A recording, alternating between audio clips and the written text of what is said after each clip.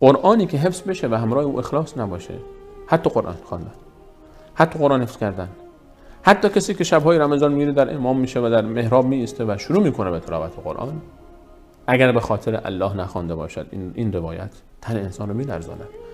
میفرماید که شهید رو میارن، نعمت‌ها رو یادآوری میشه، اون میگه بلی یا الله این نعمت‌ها رو من دادی، و در نعمت‌ها میفهمن در مقابل نعمت‌ها تو چه کردی؟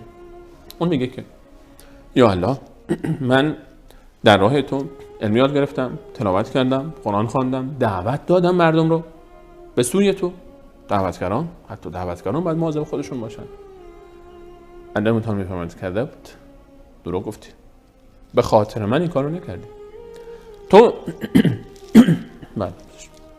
به خاطر این کار انجام دادی که گفته شود فلانی عجب قاری است، عجب صدایی داره و واقعا جای تأمل دارد. برای تمام قاریان قرآن، برای تمام عالمان دین، برای تمام دعوتگران، وقتی حال اینها که جز خواص امت حساب میشوند این هست، وای با حال بقیه. یعنی حتی عبادت‌های مثل حفظ قرآن، حتی عبادت‌های مثل دعوت با فضایلی که دارد، اگر اخلاص همراه اون نباشه هیچ سودی نداره و بلکه انسان رو به جهنم میاندازه.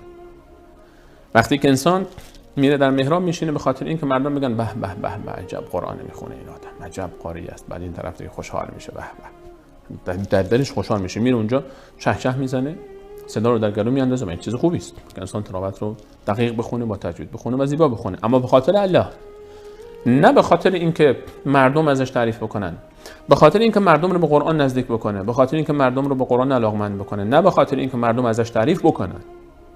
دعوتگر دعوت میکنه نه به خاطر اینکه مردم بگن عجب سخنوریه، عجب قشنگ حرف میزنه، کلیپی رو ضبط بکنن در یوتیوب انسان بگذاره، نه به خاطر اینکه فالوور پیدا بکنه، در فیسبوکش یک چیزی پخش بکنه، بعد حالت واتساپش یک چیزی میگذاره. متاسفانه ما این کارا رو زیاد میکنیم، کار دعوی میکنیم، بعد به خاطر اینکه فقط چی، من 1000 نفر اینو دیدن خوشحال میشدن، اگه کسی ندید ولی 2 نفر دیدن بعدش کن دیگه این کار نمیکنه.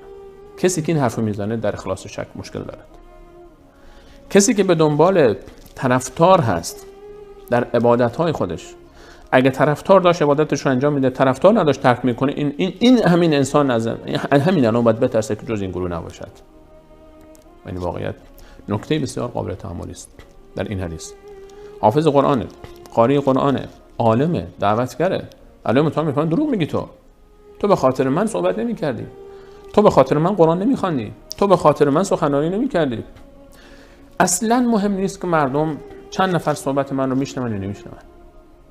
مگر رسول الله فرمود پیامبرانی داره روز قیامت میان، پیامبری میاد و 2 تا امتی داره، پیامبر میاد 1 امتی داره، پیامبر میاد اصلا هیچ امتی ندارد. یعنی یک عمری رو دعوت داده، 1 نفر حرفشو گوش نکرده. مهم نیست. و ما عليك الا البلاغ انك لا تهدي من احببت ولكن الله يهدي من يشاء. شما نیستی که مردم رو هدایت میکنید، الله هست که شما هدایت میکنه هر کسی رو بخواد. نوح علیه السلام علیه مطمئن میفرماید 950 سال دعوت داد، 950 سال، فما آمن معه الا قلیل. چند نفر بهش ایمان آوردن؟ بسیار کم. علیه مطمئن میفرماید بسیار کم آوردن. قلیل در لفظ عربی بعضی از مفسرین گفتن قلیل 40 نفر است. 40 نفر دیگه نمیشه، چون زیر 40 نفره، چون 40 دیگه قلیل نیست. برخی گفتن 70، چون قرآن میفرماید ان تستغفر لهم 70 مره فلا یغفر الله لهم. اگر 70 بار میای رسول الله برای منافقین دعا بکنی خدا اونها رو نمیبخشه، اینجا مراد 70 عدد نیست، یعنی کثرت هست، یعنی 70 خیلیه، 70 دیگه قلیل نیست. یعنی در خوشبینانه ترین حالت کسانی که به نوح علیه السلام ایمان آوردن 70 نفرن، زیر 70 نفرن. در 950 سال 70 نفر با ایمان آورده باشن یعنی چند تا؟ یعنی در هر 14-15 سال 1 نفر. یعنی اگر عمر نوح علیه السلام در دعوتش به اندازه عمر رسول الله علیه السلام 23 سال می بود، 2 نفر بهش ایمان می آوردن نهایتا. 2 نفر. مهم نیست. من وظیفه من چیست؟ من یک وظیفه‌ای دارم به عنوان یک دعوتگر، وظیفه خودم رو مطرح میکنم. کسی میپذیره نمیپذیره به من ربطی ندارد. من به دنبال این نیستم که مردم حرف منو قبول بکنن یا نکنن، من به دنبال ادای وظیفه خودم هستم که الله متعال از من خواسته است. حالا مردم چند تا میبینن یا چند تا نمیبینن، 2 نفر میبینن یا 2 میلیون نفر میبینن، مهم نیست. مهم این است که من وظیفه خودم رو انجام دادم.